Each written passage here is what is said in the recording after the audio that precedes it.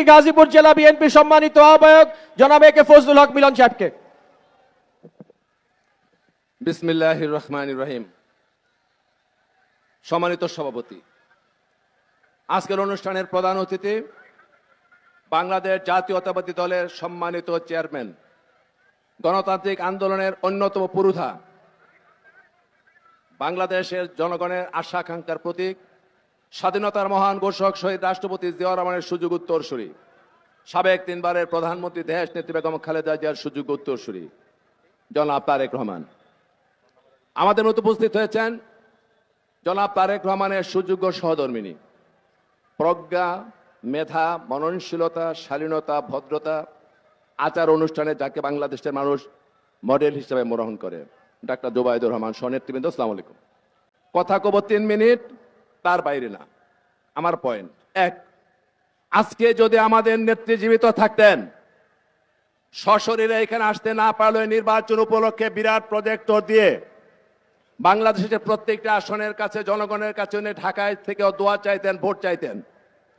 আজকে আল্লাহর বিধান অনুযায়ী উনি দুনিয়াতে নেই, সেটি পারেন নাই। আর সেই কাজে করার জন্য রাত দিন পরিশ্রম করে যিনি উপস্থিত হচ্ছেন তিনি হচ্ছেন আমাদের চেয়ারম্যান। তারই অংশ হিসেবে আজকে গাজীপুরে বাংলাদেশে বিচরণ করছেন। 1, দ্বিতীয়ত হচ্ছে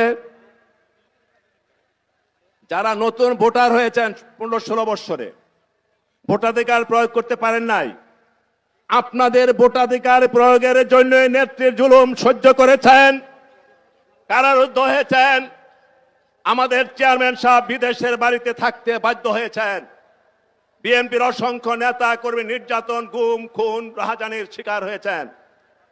এই নির্যাতন সহ্য করেছেন আপনাদের এই যারা নতুন প্রজন্ম সহ মানুষ যারা ভোটাধিকার দিতে পারেন নাই।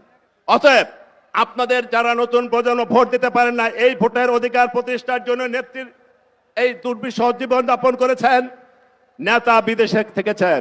অতএব আপনাদের কাছে ভোট যদি চাইতে চায় কেউ, তাহলে বাংলাদেশ জাতীয়তাবাদী দলেরই সবচেয়ে বেশি হক আপনাদের ভোটটা চাওয়ার। আশা করি এই ভোটটা আপনারা দয়া করে দিবেন। 3 নম্বর কথা হচ্ছে এই, যারা এখানে আছেন আপনারা যতগুলো লোক উপস্থিত হয়েছেন, দয়া করে 1 মিনিটের মধ্যে আপনারা হাত তুলবেন যাদের আত্মীয় স্বজন, বন্ধু বান্ধব, পরিবার পরিজন যারা বিদেশে অবস্থান করতেছে, হাত তোলেন। কাদের কাছে হাত তুলে দেখান নেতাকে।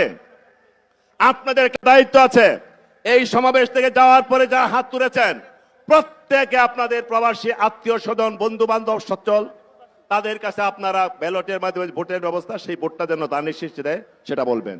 আমার শেষ কথা।